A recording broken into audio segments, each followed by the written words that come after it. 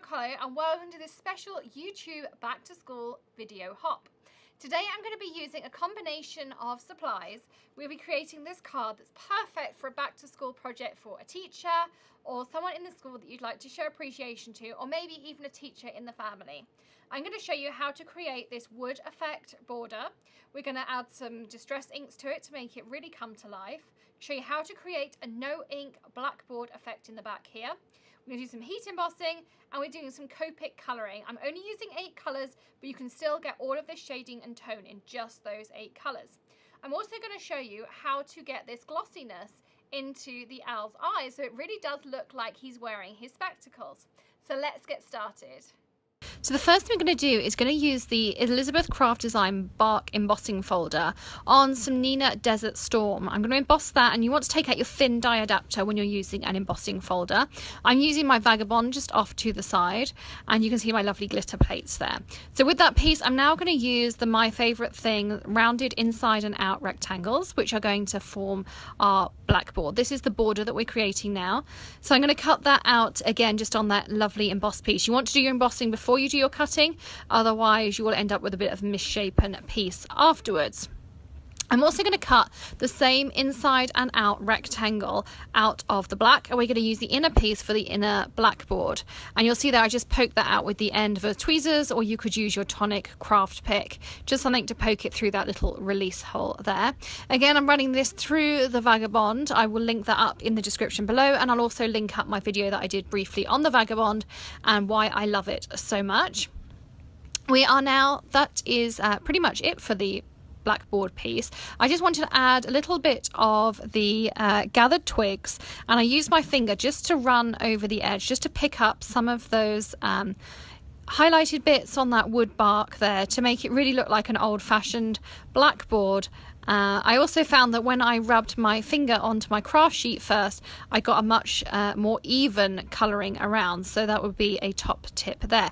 But I really do love how it came out, how realistic it looks of that oldie blackboard that I remember when I was at school. So it's a really nice technique there, and of course your finger allows you a lot of flexibility.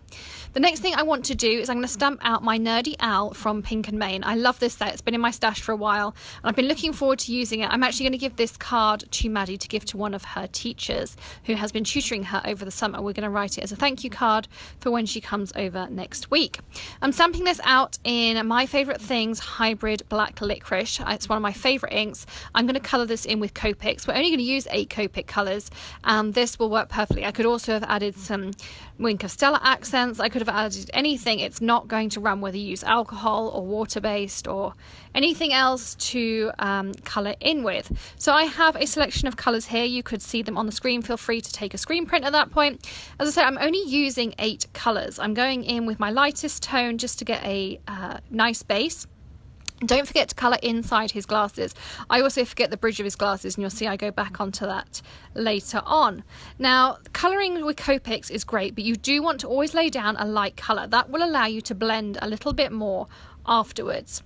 Inside the glasses, I'm going to make it darker because of that shadow inside the glasses, and the more colour you lay it on, the easier you will find it to blend in. So you'll see here how I'm building up from a really light shade, and then I'm going into my darker shades, and I'll keep getting darker and darker into smaller and smaller areas. A good tip with your darkest colour is colour in anywhere there is a V. So that V in the centre of his glasses, the V in his hair pieces, in his claws, in his wings. So anywhere that there's a V, you'll see me adding more dark and very little else. And then I blend that out again with the lighter shade, and you'll see me just using a couple of different shades of brown there to really blend that in. I also added extra dark pieces to the feathery piece on his chest. And you'll see me there, I switch between colours. I often have 2 colours in my hand, particularly a light and a dark, to keep blending those 2 together. You can put more light on, and the more light you put on, the shading will also get darker because it's alcohol inks, the colour will build up. However, once you've got dark on, it is quite difficult to get rid of it, so I really would build up that dark slowly. I also used the light blue that I'm going to use later on the globe on his eyes. So I went over his black eyes and just a little rim over that. You'll see that in the close-up pictures we'll have at the end. and that really does give that realistic look, I think, on there. So I'm using the more sandy brown here to colour in my globe. Again, I'm going to start light and then I'm going to go dark. I do end up with a couple of areas that bleed out, but I don't think you can really notice at the end. On the pointer stick that he has in there, when I do the close-up photos, you'll notice that rather than blending in a rounded fashion, I did some little dark lines on it as though it was the grain in the wood. And here again, I'm just adding those dark patches a little bit around the edge of the globe and also in those V's to give it that rounded effect. With regards to the countries and the ocean on the globe, I'm just using 2 shades of green.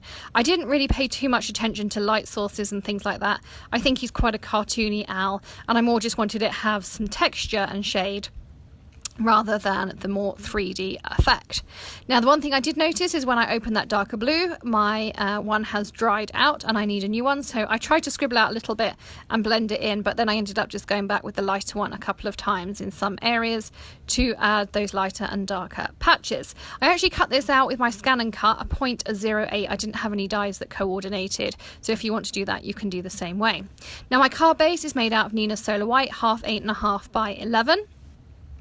And now I'm going to use again the same pink and main set. You can see there's some really fun back to school sentiments in there and some other things as well. I'm going to use Geek is Chic, and for my no ink chalkboard effect, I use that embossing buddy that you saw me have there. So I go really heavy on the embossing buddy, and that will give you your chalkboard effect. You do get a couple of fingerprints, but just build up the layers. You'll see I do it 2 or 3 times, and by the time I was finished, it was really strong. I now could wipe my hands over it and you're not going to see anything at all. I'm embossing with Versamark and Ranger Superfine White. I decided to go with Geek is Chic on there. I think that's a really nice saying. It's quite fun, and we're definitely some geeky girls around here, so love that idea as well. And I also love that how easy this chalkboard effect was. So now we're ready to assemble our card, and you can see that I'm going to use 2 different types of foam. On the edge of the chalkboard, I'm going to use the same foam that I use for shaker cards. It's slightly thicker than the Big Mama foam, and that just gives it a little bit more dimension, so that will stick up more. Then the blackboard will still have some foam dimension to it, but not quite as much as the outer, and I'm also going to pop up the owl as well. I also should mention that I embossed inside my Tim Holtz platform with my new Wagner heat tool. It has a really quick heat up time, but do not do that unless you have the craft mat in there. I will link up that video for you so you can see how I did that as well. So there we are, we have layered everything up. I just decided to add a little bit more powder just for that final effect. And now I'm going to add my owl again with some of that Big Mama foam as well. So I hope you have enjoyed this tutorial. I really love how he came out. I also decided that I was going to use some glossy accents over his glasses. I ended up getting my first bottle out, which was super old, and I'd actually cut the nib off because it had gummed up so much. Then I got this one out, and that one just needed a little poke with my Tonic craft pick. So I think it was a little bit doomed, but it came out well in the end, and you'll see in a second some really fun pictures that I did of him as well. And it looks so great with that 3D effect on the glasses too. I love how it just gives that glossy effect, and once it's dry you can see there how much fun is that. So I also have these pictures for you as well. You can see here the finished card. And how great does he look with all that shading. Considering we only used 8 colours of Copic, I think we got some really fab colours in there. Also, there's the gathered twigs and the Copics that we used if you want to take a note of those. Of course, they'll all be linked in the description and in the blog post. I am on a YouTube hop today, so do check out the linked blog post, or the linked videos rather, below the video and on your screen right now. And feel free to hop on over to my blog. I've got the links to the videos and all your supplies and all of these pictures for you to pin on your Pinterest or download and save. Happy stamping. I'll see you again soon. Bye. And a quick PS from me, don't forget to hit that big subscribe button in the top right of your corner, and I will see you again very soon for another video tutorial. Bye.